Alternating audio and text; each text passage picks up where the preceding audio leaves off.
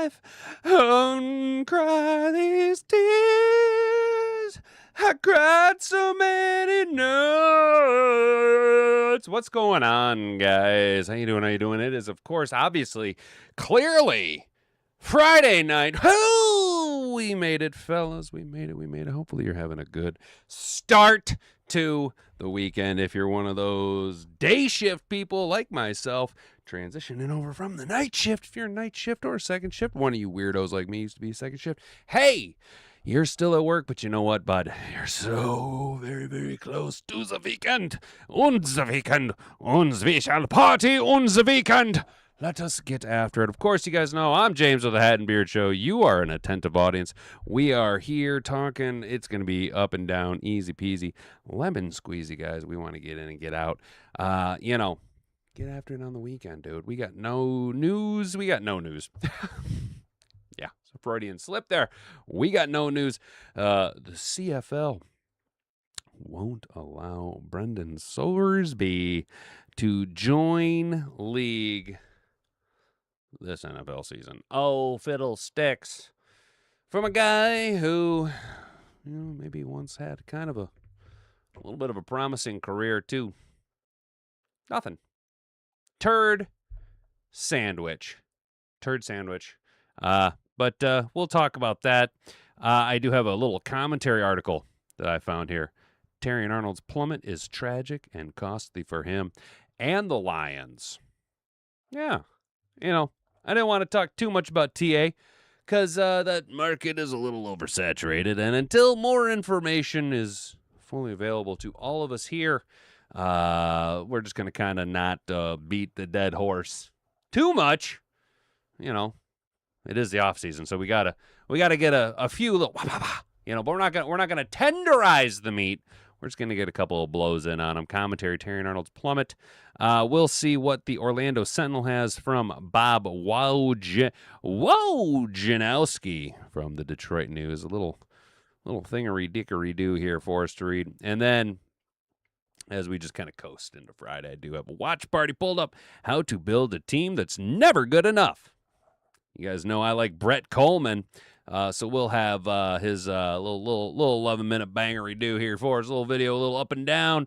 In-N-Out Burger, who loves orange soda? Well, we all know that Kel loves orange soda. And if you love orange soda as well, do me a favor, hit the like button, share this video around with all of your friends. I do.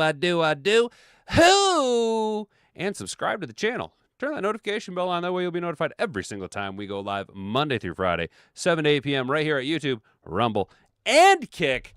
Now that we've done all those things, guys, going to hand it off to my guy Jocko, and we're going to get footballs deep into the show. If you can say the word good, guess what?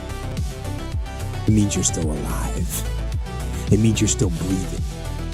And if you're still breathing, well, then hell, you still got some fight left in you.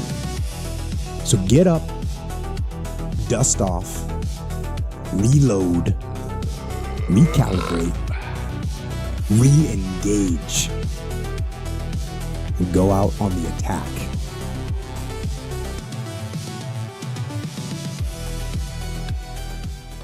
Oh, man. Yeah. So, Jack, that green thing he's wearing is that that's so that he doesn't hurt himself, right? That's because they're like, you're such a nutty boy, and you've been doing a bad boy. You might have hurt yourself because you're kind of a scramble up in a pudding brain there. I guess we could stop calling it Antonio Brain Scrambled Eggs. Call it Terrion Arnold's stupidity. What's up, yo? Is that a Jeff Ginner? Oh my dude, it is. What a banger of a Friday night, guys. We got American boxer and Jeff Ginnard in here. Dude, what's up, dude? Let's see. What they were afraid he would do self-harm. That's what I thought that was about. Do the Lions really need him? American boxer, I agree with Jeff. I think the Lions will be fine. I was trying really hard to believe in TA.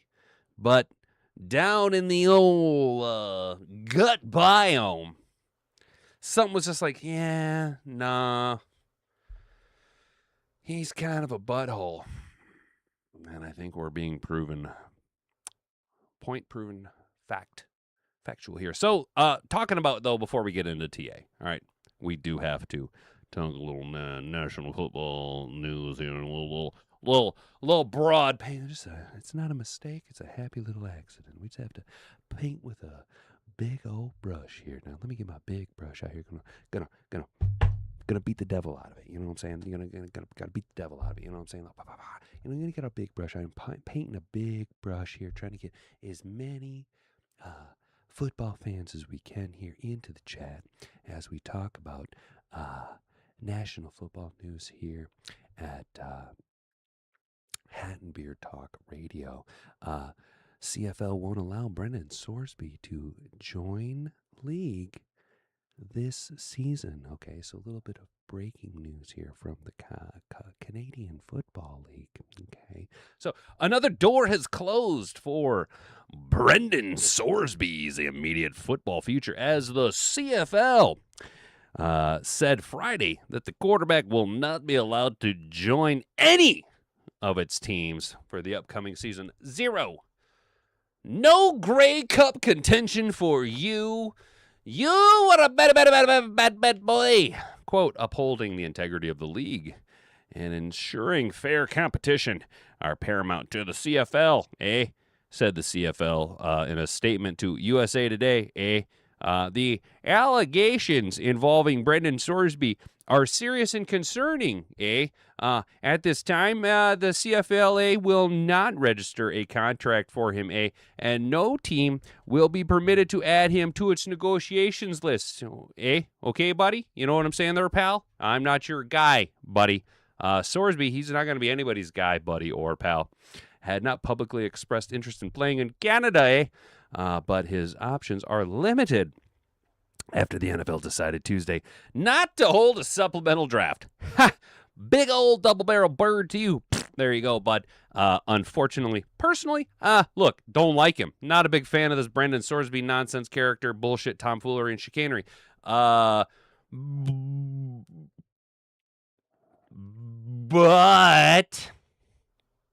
okay, just a little but.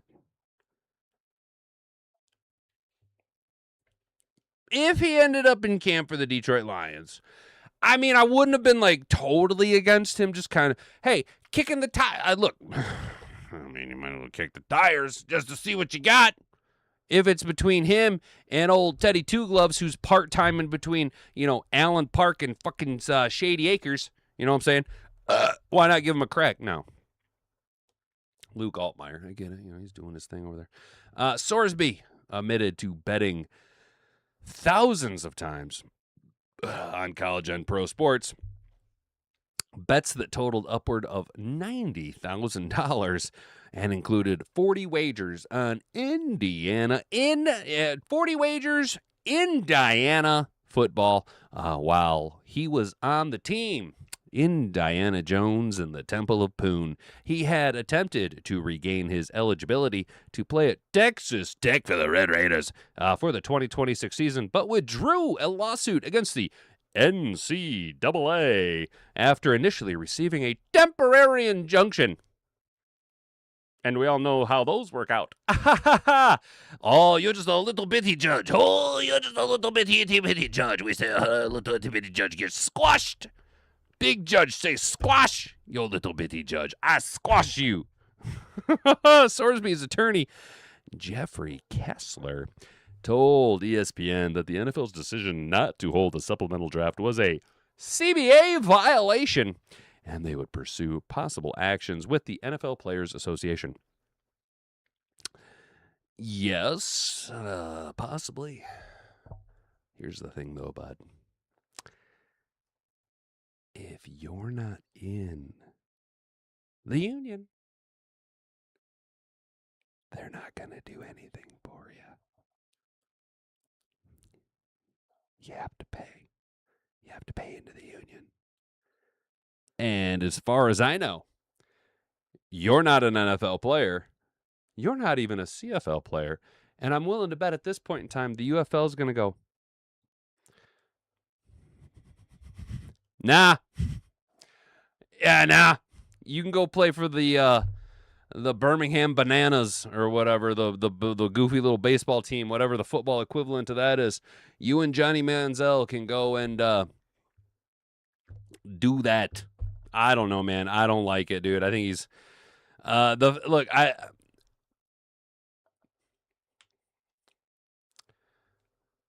do agree and like that the big leagues are putting a hardline stance down on the gambling. Okay? Look, I'm on it. I vibe with it. I'm like, yeah, fair enough. Because here's the thing, if like he were to be permitted to play in the NFL, guys like JMO, who were suspended for gambling, would be able to file a grievance with the NFL Players Association against the NFL. You know what I'm saying? And then he would have to be paid whatever he was penalized, minus the stats that he could have had, the time with the team. I do like that the big leagues are being like, hey, no, you can't play, dude. We're not going to allow gambling. I think that shows at least a little bit of hope that maybe we're getting a little bit more suit and tie. A little bit more suit and tie. Maybe with USAID gone, the leagues are being back to suit and tie. Not to keep tying it. Okay, not to keep bringing back all of these drawings and connecting dots where there needs to be dots, but I'm just saying. Okay, I'm just asking questions. The questions do need to be asked. That is the NFL and major sports leagues coming down on gambling now that President Trump has stood up against the globalist and defunded organizations like USAID. You know what I'm saying? NFL hates gambling during commercials. 7 gambling ads. Yeah, dude, I agree. I'll take a gambler over our handsy kidnapper, Cody. Yeah, I would much rather have a guy who's willing to not only just like he's like, yeah, and he admitted he gambled. Look, here's the thing. He's not like, nah, that wasn't me. That was somebody else. You know what I'm saying? He's at least like, yep. It was me. You know what I'm saying? At least he's owning up to it. And I'd rather have him on the team betting on himself with his ego than, as you put it, our handsy kidnapper. If only Terrion Arnold could have grabbed interceptions the way that he grabbed people. If only he would have assaulted the ball the way he assaulted people. If only he would have, well, I guess you could say that the amount of planning he put into this this alleged crime is probably about the same amount of preparation that he would put into his game day prep. Not a lot. Execution, about the same. Not very good. Well, just like you got caught being handsy with people, you got caught committing, allegedly, this crime. Probably because you called the police basically on yourself, dumbass. Oh my God, what an idiot, dude. Yeah, Hat has taken over the night, and let's support him by sharing. Thank you, Jeff. I appreciate that, man. We're trying to have ourselves a little chill Friday night, dude. I don't even have my watch or nothing on, dude. That's how relaxed I am. I even wore my faded red shirt. It's a little faded, bordering on pink, dude, because it's like Friday. Fuck it, dude. It's Friday. It's like say, you know what, dude? This is what we need to do for Friday nights.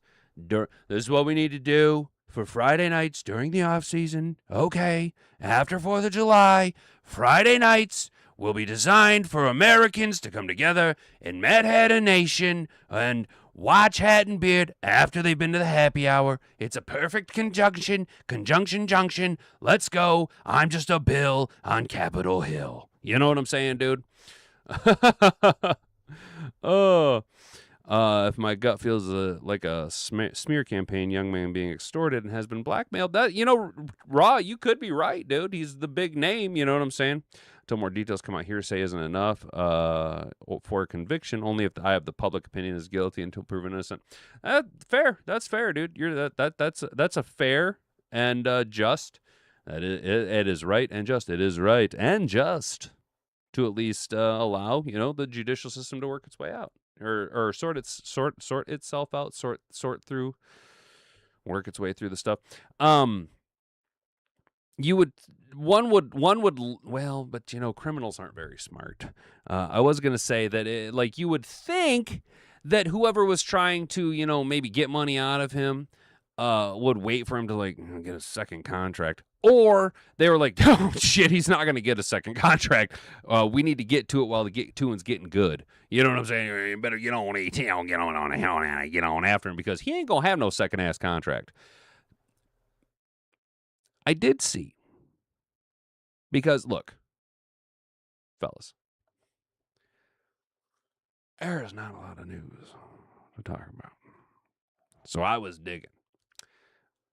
You can't see them. They're over in the window by my cat, trying to dry out. My boots are so muddy from trying to mine some fucking news for you guys. I've been out in the depths of the news trying to find information for you guys. And I stumbled across a name that I hadn't thought about.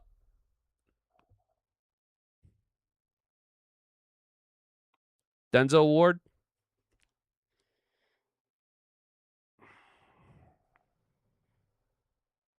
You know what I'm saying? I think our best option is going to go after a veteran. A Tre'Davious White, Rasul Douglas, Denzel Ward, or chat. I have to ask. Do you think that going after McCreary, Abney, retaining Rock Yassin, retaining Avonte Maddox, Christian Eisen, obviously the idea is safety depth with Eisen, Maddox, a little bit of a tweener player. But McCreary, Abney, retaining Rock Yassin, we're all fingers crossed, shitting our pants, hoping that Enos the penis rake straw doesn't break like a straw. Luckily, we got 12 games indoors. That way you don't have to worry about that paper straw getting wet.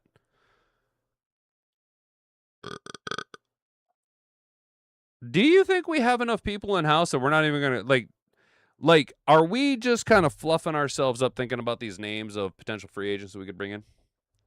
Is there a need? Rostorally? There's a word for you. Rostorally? Is there a need? What do you think, chat? Let me know before we get into this article. I'm going to pull up the chat here. Bam. What's up, chat? Here we go. I still haven't seen anything about the stolen merchandise of TA's stadium. Starting to wonder the validity of that claim, too. Yeah, that's a good point. I really don't view TA as a guilty or innocent.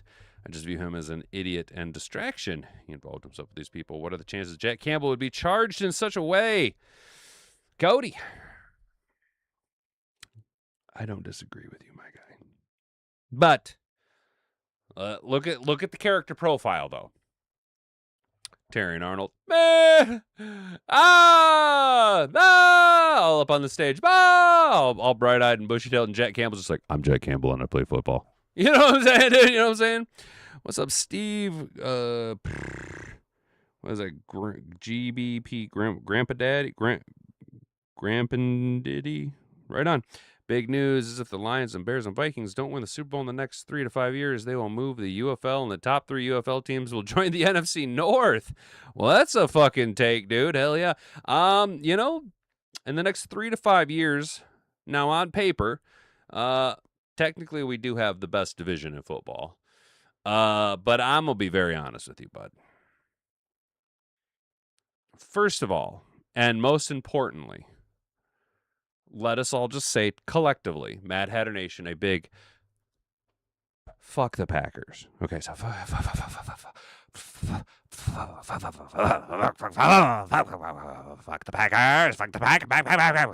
fuck the Packers. Okay, so just fuck the Packers entirely.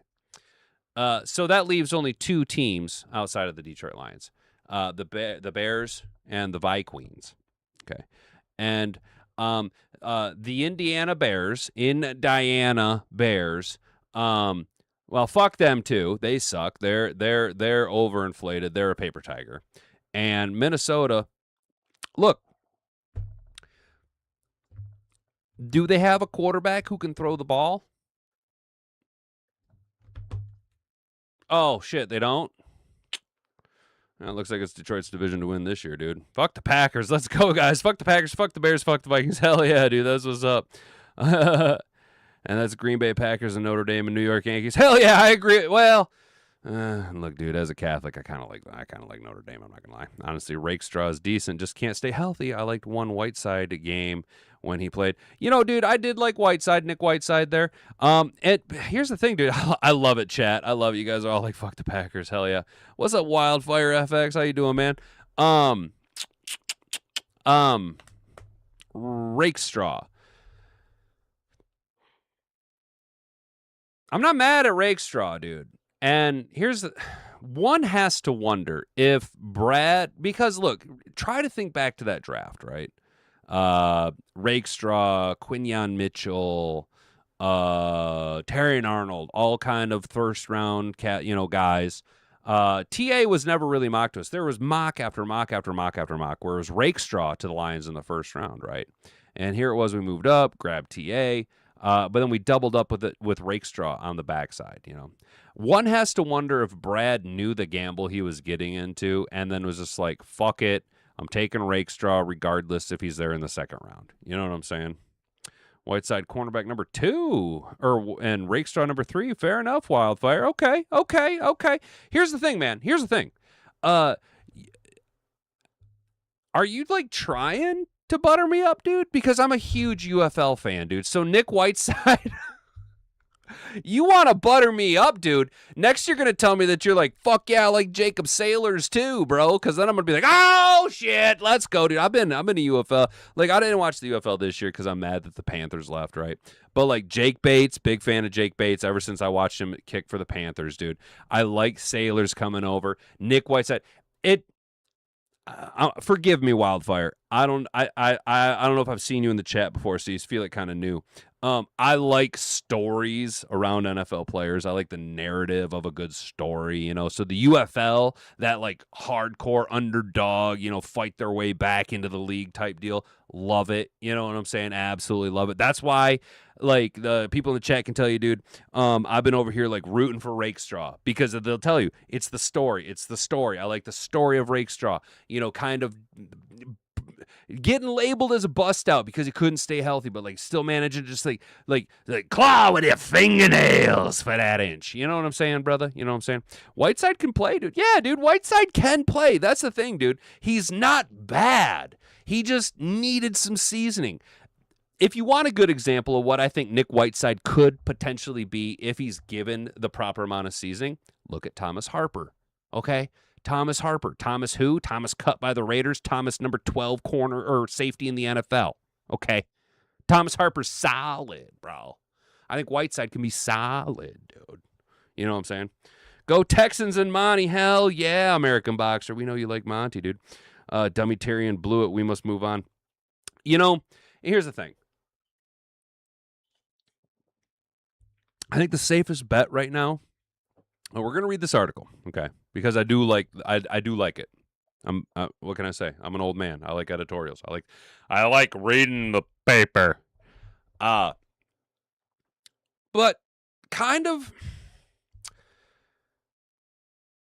similar to how we're dealing with Brian Branch in terms of, I think moving forward, at least here at the Hat and Beard Show, we're just going to operate with them not even in the picture. Obviously, TA is for legal reasons and Branch is because of injury. I don't want to rush Branch back. That's why I'm operating with him just not even in the picture. Any snaps Branch can give us is a total benefit. You know what I'm saying?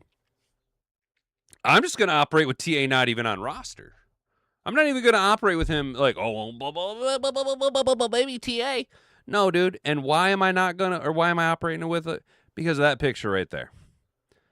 Because of that picture right there, dude. Harper solid, Whiteside solid, Dan Jackson breakout season at safety.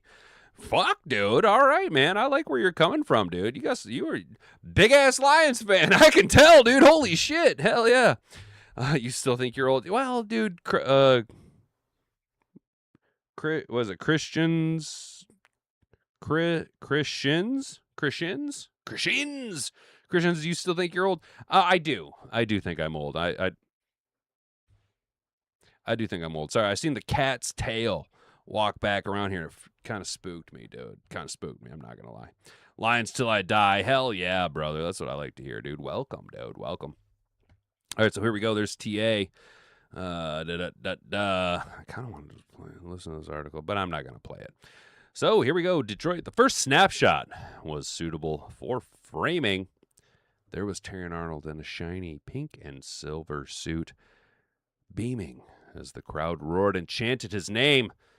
Lions had boldly traded up to draft the Alabama cornerback. And on that April night 2 years ago in Detroit's campus Materis Park, in front of record crowds, the football world was his. The possibilities, endless. The snapshot Thursday in Tampa courtroom told a much different story, tragic and timeless. Arnold wore a green sleeveless prison smock often used for suicide prevention that showed the muscled arms of an elite athlete and the blank look of a 23-year-old man in unfathomable trouble.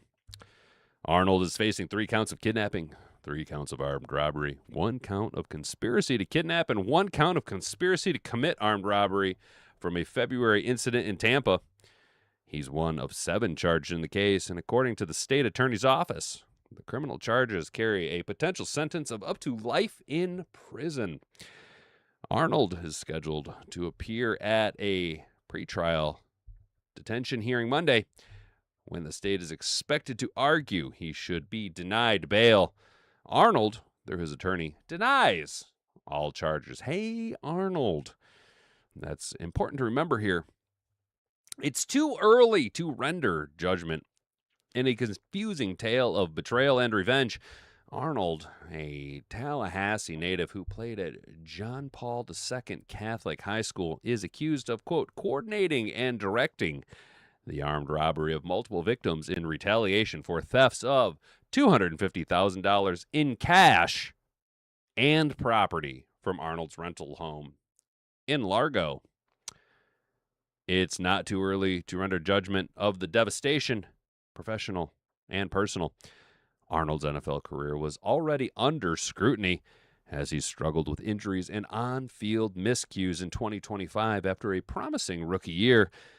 He was at the Lions practice last week, but limited as he recovered from shoulder surgery. Arnold was not quite his buoyant self and said he was about 75 to 80% healthy. He was expected to return to his starting role at cornerback this season, but Dan Campbell was guaranteeing nothing. Arnold's legal troubles were known, and his physical issues were concerning. Normally the loudest, brightest voice on the field, Arnold walked off that day subdued, trying to summon his trademark confidence. He declined to talk about the Tampa area incident, and when asked if he'd grown from the experience, he smiled. Well, that's very reassuring. I feel like I've grown as a person just because when you have to sit back and you just look at everything, you just be quiet. Sometimes silence is the best answer to everything. It's growth, as far as being a man and as far as being a player, Arnold said. Hey, would you look at that? It's Pete Buttigieg. It was suggested that he doesn't seem like the silent type, more like someone who would engage a large circle of friends. Nah, he said. I'm a home guy, hang around my family and stuff like that. As far as things like that, when certain things happen in life, it's best to remain silent. Well, that's probably what your attorney told you. Arnold won't likely be able to stay silent through the court proceedings, where 2 of his co-defendants have agreed to testify against him. The Lions, who stood behind Arnold through it all, declined to comment, quote, out of respect for the ongoing legal process, end quote. What a depressing, disturbing waste.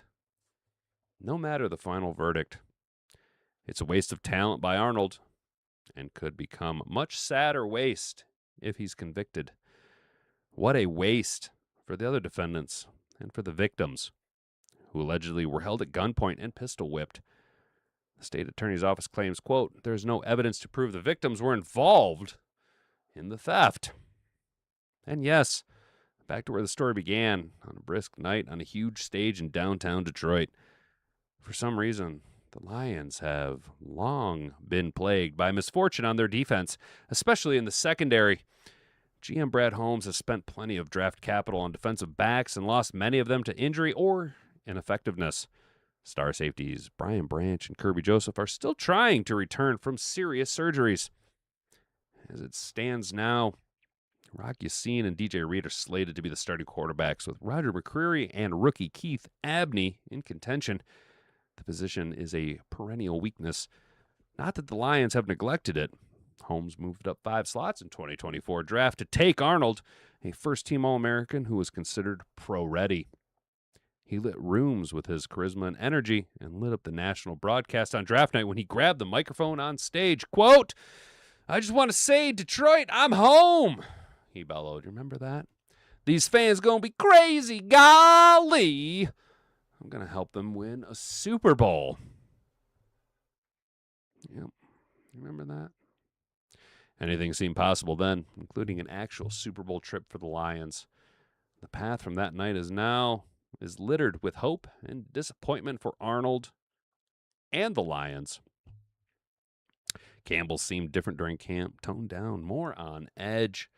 After missing the playoffs, he was sparse with his praise. He seemed bothered by the progress of some players. Quote, "It's just we need to see growth. We need to see development," Campbell said. "At some point, you can't wait anymore. It's not fair to everybody else on this roster or the coaches or anybody." Campbell didn't mention names, but it was hard.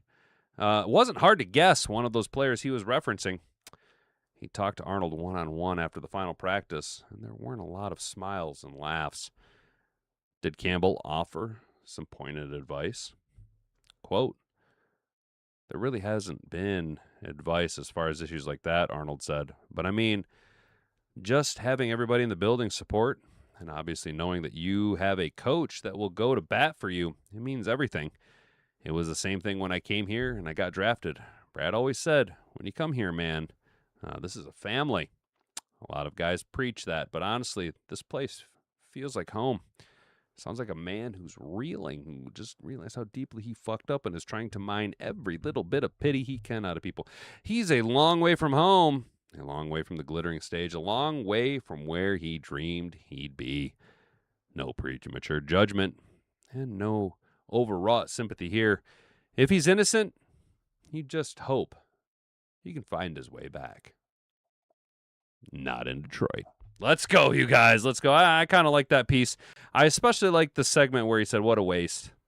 It's all just a waste. It's just what a depressing, disturbing waste for everybody involved. And I mean, it sucks that we put athletes on such like a pedestal, right? Like a higher pedestal. Oh, they're athletes, And you kind of forget about the everyman, the yous, the me's, everything in between, But it's like, yeah, TA threw it all away, but what about these other poor saps, right? These other fucking morons, dude. It's just a depressing, disturbing waste, no matter the final verdict. Yeah, I agree with you, Bob Wojciechowski. That's just what a picture right there. What a picture. What a picture. There you go. Just look at the blankness. Just nothing going on, dude. I fucked up. I fucked up. Shouldn't have committed crimes. Maybe kept my hands off wide receivers. Then I'd have more leeway. But I can't stop fucking up. How do we feel, chat? How are we feeling? If you're just old, accept it and move on. Hell yeah, dude. Appreciate that. Did I hear he just had a daughter? I won't actually don't think T is a bad guy, just very gullible and extremely stupid. Yeah, I did read that he had a daughter. What's up, Detroit Sports? How you doing? I was ever locked up and being behind bars. Awesome. Hell yeah. First, 28th, 3rd, and Keith Abney to the Bengals for DJ Turner. There you go. We need a star. We need to star a massive campaign to let others designate a person to be at the Lions draft room with full power to draft a cornerback since Brad just can't do it. Unfortunately, dude, they I've been waiting for the call, dude, but it seems like they just don't want me to be the CEO and president of the Lions organization. It seems like they're probably going to be moving forward with somebody else. Hopefully it's Chris Spielman, but I did try and throw my hat and my beard in the ring to replace Rob Wood, but What you gonna do? What you gonna do? No one student has ever locked up as being behind bars. That's awesome. Most Lions have to cut ties with TA is a distraction. You know, Detroit Sports Talk, and I agree with you, dude. I just look. This is gonna be. Now, I will say this. At least he didn't do the Cameron Sutton thing and try and hide, right? At least he did turn himself in. But, and that's but with two T's. I do think the Lions have a hard line on stuff like this. And they need to do exactly what they did with Cameron Sutton. They just need to walk away from it. Just cut ties. Let, Philadelphia or fucking Oakland or Dallas or Washington take a swing on him. He's a dirtbag. I don't want it. I don't want it. I don't want it. I don't want it anywhere near my organization. Let's just move on. We got plenty of guys who can do. Look, I am fairly confident that Detroit can find any number of guys in-house, or even if we have to look to the free agent market, who can go out there and get penalized just as much as Terrion Arnold, okay? Who can blow coverages just as much as Terrion Arnold, who can play grab ass with wide receivers as much, if not better, than Terrion Arnold, okay? Hell, throw Giovanni Manu out there. You want him on roster? Fuck it. There you go. He can go play grab ass with wide receivers like Terrion Arnold and get flagged 5 fucking times a game, just as much as TA can. I'm not worried about it. And there's a thing called trading for players. If we have, dude, exactly. It's still early. We could trade, get a guy that we were kind of eyeing. You know what I'm saying? I could really see TA being proven innocent. It's just one convicted, rattling him out, but he's not good enough to deal with it. Honestly, here's the thing, dude. They've been pretty tight-lipped with all the information around the case. You know what I'm saying? So I'm just kind of letting it ride, dude. Like, let's be real. We knew that this had been going on, but like the arrest kind of came out of nowhere, right? Kind of in the middle of Nowheresville. Just said, well, oh fuck, you know what I'm saying? So maybe there's a lot more to it. You know what I'm saying? But we'll see. Unfortunately, look, as it sits right now, because he was a first-round pick and we traded up for him, on top of that, it was the pick in Detroit. Ugh. Doesn't that just chap your ass? Right? It was the draft in Detroit. He was in Detroit. Ass chappery, fellas. Ass chappery. TA has to be Brad Holmes' biggest blunder. Is there another player, free agent or draft pick, that has been a bigger blunder than TA? Marcus Davenport? But he wasn't a first-round pick. Emmanuel Mosley? Again, not a first-round pick. T has a court date at 9 a.m. on Monday. Damn, nice and early. I'm not going to say TA did or didn't do it until we get a full report. Hell yeah, that's a good take to have, Detroit Sports Talk. Definitely, but I'd say they got text or something concrete. They have to have something pretty solid, dude. You know what I mean? TA's too ashy. Needs lotion. Dude, I'll fucking drink to that, dude. He's ashy TA. TA needs to come out with a lotion line. Prevents ashy elbows and getting, for when you want to play grab ass with wide receivers and you're extra ashy. Imagine. What's up, Riley? How you doing, man?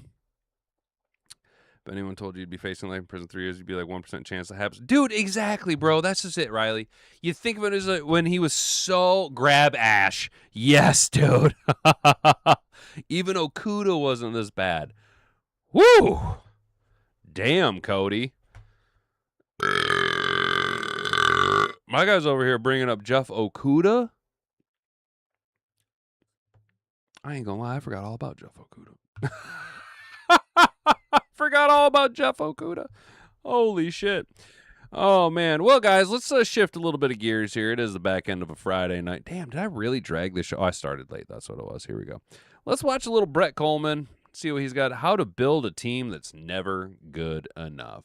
You guys know I like Brett Kollmann's video, came out a few weeks ago, so let's check it out. Bam. You know, for a team that prides itself on drafting and developing talent, they're so bad at drafting and developing edges that the Ravens decided to try to give up 2 first-round picks for an old pass rusher coming off a major knee injury who's just signed to a big contract. How is that not the main story we're talking about here? Yes, the trade blew up. Why is everybody focusing on conspiracy theories about which team set up the other team, and they're not focusing on why they even tried to make the trade in the first place?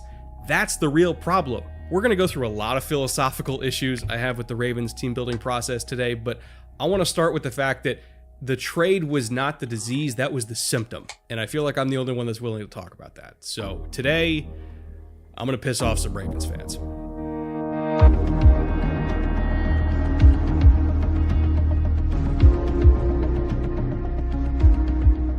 One of the best Ravens teams I have ever seen was just 3 years ago in 2023, and they were stacked from top to bottom. The coaching staff was incredible. Mike McDonald at DC, Todd Monken at OC, the assistants underneath them was just banger after banger. Great staff, unbelievable staff. And the talent level was really, really high as well. You had the last remnants of the core that Ozzie Newsome and Eric DeCosta built in the mid to late 2010s. Lamar Jackson, Mark Andrews, Ronnie Stanley, Marlon Humphrey, even Michael Pierce. But then you had the group that DeCosta himself put together in the early 2020s. Kyle Hamilton, Tyler Linderbaum, Zay Flowers was a rookie, Isaiah Likely and Charlie Kohler, Nnamdi Madubuike, Roquan Smith, Patrick Queen.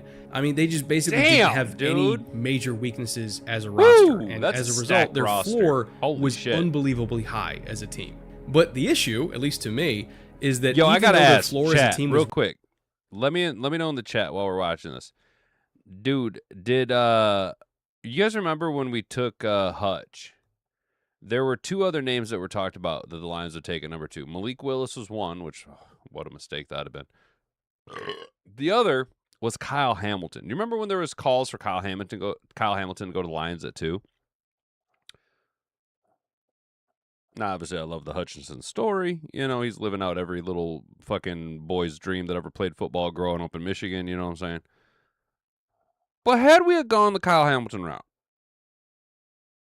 would it have worked out for us here the way it's worked out for him in Baltimore? And would you have been, do you think you would have been as satisfied with that player and the production he's had instead of, say, a Hutch, and Hutch did it elsewhere? You know what I'm saying? My dad's friend's huge Lions fan, and the lawyer said TA is so cooked. No shit. What's up, Dixon Myers? Hamilton for sure. No shit. Right on, dude. Hell yeah. You guys let me know down in the chat there. Just let me know. Really high. Their consistent roster churn philosophy actually limited their ceiling a little bit. And unfortunately for them, they hit that ceiling in the playoffs. Jackson to Flowers. He dives. The ball came out. It's recovered by Kansas City. No. Did the ball come out before he broke the plane? I think you're right. The Ravens' ethos is draft players, develop them, let them walk and get paid elsewhere, and then you get comp picks back and ideally a more manageable cap situation, and then you draft more players and develop them and let them walk and get more comp picks back. Like, in theory, it sounds good because it's a self-sustaining ecosystem. In practice, you're pretty much resigning yourself to just running on a treadmill without actually going anywhere. Like, Ravens fans who feel like they just do the same thing every single season and every single year looks exactly the same, you're correct. And that's by design. Like, they're intentionally doing that. And I will explain how, and more importantly, why, right after I pay some bills. Because today's never frozen 2 minutes, they taste great, and there's a ton of off and free breakfast for the year. Thank you to Factor for sponsoring today's episode. Click, and click, with that, skippity, skip, let's take a little trip down memory lane. With the 17th pick in the 2014 NFL Draft, the Baltimore Ravens select C.J. Mosley, linebacker, Alabama. C.J. Mosley. Going back to 2014, C.J. Mosley was drafted at inside linebacker by this team with the 17th overall pick. And he was a 3-time All-Pro in Baltimore. was a really good player for them. They didn't want to re-up him, and honestly, their reasons were probably valid. I think they had some concerns about his knee long-term, and that's okay. 2020 comes around, they spend another first-round pick on a linebacker. This one was Patrick Queen. Queen developed a little bit slower than the Ravens would have liked, so they still did need linebacker help just to kind of make the room viable. And so just 2 years after spending that first rounder on Queen, they also used a second rounder and traded that away to Chicago for Roquan Smith and paid him a top of market deal. Queen eventually did develop, and he became a much better player towards the end of his rookie deal, which is what you want to see, by the way. Yeah, like he it's got great paid. to see a guy get better. But by the time it was his turn to get paid, it was not going to be by Baltimore. They weren't going to pay 2 top dollar linebackers, so they let him walk as well, which means in a 7-year period, they spent 2 first rounders on linebackers that each only were there for 1 contract. And Roquan might only be there for 1 contract as well, because he is a $32 million cap hit in both 2026 and 2027, and it's very likely that either he's going to get extended or cut after next season when he's 30. It's all well and good to get a 3rd round comp pick back when your 1st round linebackers are leaving to go get paid in free agency, but if you're then spending more 1st and 2nd rounders to consistently replenish your linebacker room and only getting 3rd round comp picks back in return, you can understand how you're just spinning your wheels there. So you just I would kinda say just on receiver a and to an treadmill. extent center has been a similar story for this team. In 2019, they spent a 1st round pick on Hollywood Brown, and then 3 years into his career there in Baltimore, they knew they weren't going to pay him long term, so they traded him to get back a 1st round pick and then used that 1st round pick to get Tyler Linderbaum, who also was only there for 1 contract. And oh, by the way, they still had a hole at receiver after trading Hollywood, so they spent 2 more 1st round picks on Rashad Bateman and Zay Flowers just to fill Rashad that hole. Bateman. I mean, you could see the Yeah, pattern he was a across first-round multiple position groups here. It's just a bunch of guys doing 4-year stints in Baltimore waiting to get paid somewhere else. What made 2023 work is that they had an older core that blended with a young group of talent. They actually got I know a team that's doing that, blending an older core with young talent. They've been doing it for a while. It's been relatively successful. You build through the draft. Oh my gosh, it's Brad Holmes of the Detroit Lions. aggressive for once in how they built the roster, and it worked. And oh, by the way, one more thing. Damn, if you're going to be babe, a team whatever that you're always making tries down to there get smells compensatory great. picks, you should at least get something out of those compensatory picks. Since 2020, here are the players the Ravens have drafted with all of their comp picks: Tyree Phillips, Ben Bredeson, Ben Cleveland, Sean Wade, Brandon Stevens, Jalen Armour-Davis, Charlie Kohler, Devontae Walker, Bilal Kone, Aeneas Peebles, Charlie and Robert Cole is the Longerbeam. only one where the shit. The 2 best players on that list, Kolar and Stevens, they let walk after 1 Yeah. contract. And yes, I realize I'm being very generous to Brandon Stevens. His last year in Baltimore actually wasn't that good in my opinion. No, but it still, wasn't, he was dude. considered It's a like Kolar's the successful only one comp pick, on that and he was list. still only there for 1 contract. But beyond all of that, and this is I kind of wanted the Lions to go after Kohler in free agency. I'm not going to lie. I thought he'd be a sneaky little addition, but whatever, man. really what I've been building to here. The worst example of organizational roster building hubris is how this team has treated the edge position. Over a decade ago, they hit on back-to-back middle round pass rushers in Zadarius Smith and Matthew Judon. They thought they were real hot shit after that, and that they could just keep drafting mid-round pass rushers because they did it before. Tell us how you they really can do feel, it again, Brett. and they're going to hit on guys. So they let both Zadarius and Judon walk after 1 contract in Baltimore, and both of them set their career highs in sacks at the time in their first seasons, not in Baltimore. Meanwhile, since losing Smith Dude, I totally forgot that Zadarius Smith was drafted by Baltimore. and Judon, the Ravens have struggled so much to develop more young pass rushers in-house that their main answer for the position has just been bringing in really cheap older players at the end of their careers and just hoping that it worked. And in their defense, sometimes it did. Like Kyle Van Noy had a good year, Justin Houston had a good year, Jadeveon Clowney had a good year, but a lot of the veterans they brought in didn't work out so well. Last season, the Ravens edge group was ranked 31 out of 32 teams in pressure rate among all edge rush rotations. They were awful. And weirdly enough, the best edge rusher to wear a Ravens uniform last year got traded in the middle of the season and then played better away from Baltimore. That was Odafe Owe. He had a really good second half of the season in LA. And in fact, he played so well that he then parlayed that into a $100 million deal with the Commanders. So he wasn't a bad football player. He just was a lot better as soon as he left the Ravens. And that ultimately brings us back to this week's shit show with Crosby and Hendrickson. The only reason they tried to trade 2 first-rounders for Max Crosby is because they know they can't draft and develop their own edges. And then the only reason they pivoted to paying Trey Hendrickson is because he's just a continuation of the same strategy they've always done, paying older veteran edges to come in and save them. He is just the newer, more expensive version of Justin Houston, Jadeveon Clowney, and Kyle Van Noy for them. They can't draft their way out of the problem, so they're trying to spend their way out of it. It all just reeks of desperation. And I can't believe that more people outside of the Ravens' own fan base aren't calling them out for their own bad roster building decisions. Because and don't get me wrong, there's a noticed lot it of until you teams pointed that it out, do it dude. worse than. Think about it. How often are you told any negativity about the Ravens, dude? The Ravens are, and look, I'm not like dogging Baltimore or Scary Sparkle Spice, but like, dude, Baltimore's handled with fucking kid gloves, dude. The media handles Baltimore like a fucking dumb little kid, dude. Like a retarded little boy, dude. They don't ever dog them for nothing. Everything they do is great. They never point out any deficiencies in Baltimore. They do, but the perception of what the Ravens are and how they build their team, and then the reality of all the mistakes they've made in the last decade that have caused them to have to consistently backfill their own holes that they're making willingly on their roster.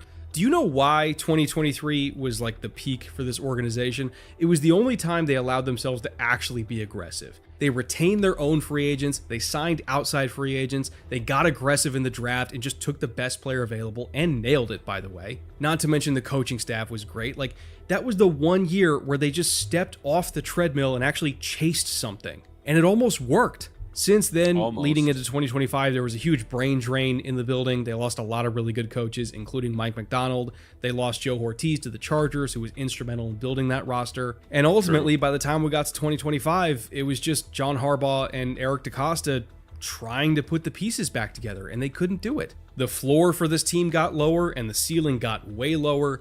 And for the first time in a long time, they just couldn't keep up with the speed of that treadmill. There had to be a split, there had to be a change, and that's why they brought in Jesse Minter. They're trying to get this thing back on track. The Ravens' mentality of, we're Baltimore, we can replace that talent, has been horribly misguided, in my opinion. It's not about replacing talent.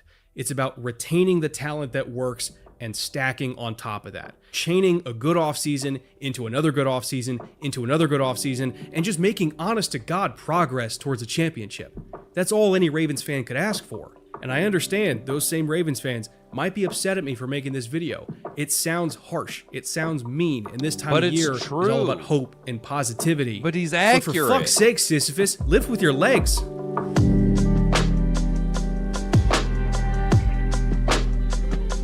Ah!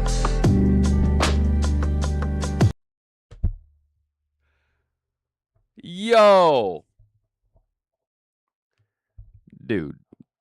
My guy says, for fuck's sake, Sisyphus, lift with your legs. Yo, that is fucking funny. I'm not gonna lie, that was really good. That was really good. So, Brett Kollmann finishing off strong. Want to get your support, your teammates. Hell yeah, dude. Did you see that the Beard and Kirby Joseph said free 6? Totally agree, and we get full report back. Yes, as teammate, but man, I'm not posting that on social media. Yeah, Sauce Gardner also said something. Hamilton for sure. Hell yeah, Dixon Myers. I can't imagine Hutch not being on the Lions team. I agree, Mom. Did you see Amon-Ra thing on X? His brother wore free 6 Terrion Arnold shirts for their podcast. No shit. Wow. This is the problem. Teammates making posts takes an attention away from their job, getting the team ready for a winning season. Yeah, well, we just gonna have to wait and see, guys. We're just gonna have to wait and see. You know what I'm saying? I'm just gonna have to wait and see how it all shakes out. Nothing going to happen between now and Monday, right? It's the weekend. TA just gets to sit there with his thoughts. Boy, is that boring some days, dude. But, we'll all see how it shakes out. We'll pick it up Monday, see if there's any news or information. I'm sure there will. Like I say, he's going to be in court Monday morning at 9 a.m., so we'll have a little bit more information for you. Make sure they have that notification bell turned on so you can be notified when we go live Monday through Friday, 7 to 8 p.m. Right here at YouTube, Rumble, and Kick. Turn that, hit the like button on your way out the door. Share this video around with all your friends. And if you feel like it, do it. If you're watching afterwards, hit, whatever. Subscribe to the channel if you're new here. Come on. We're so close to the 900. And once the 900, then it's just a quick little hop, skip, and jump to the 1,000 subscriber mark. Cool. Yeah. All right. Well, gentlemen, thank you for stopping by. I appreciate each and every one of you who took the time out of your evening to swing by here on a Friday night and drop a comment below or did anything. Even just watch passively. That's cool too, man. Have yourselves a wonderful evening. Stay out of trouble. Enjoy the weekend. We'll be back Monday night at 7 p.m. Until then, I'm James of the Hat and Beard Show. You've been an attentive audience. We'll catch you next time. Bonga bonga. Frig off.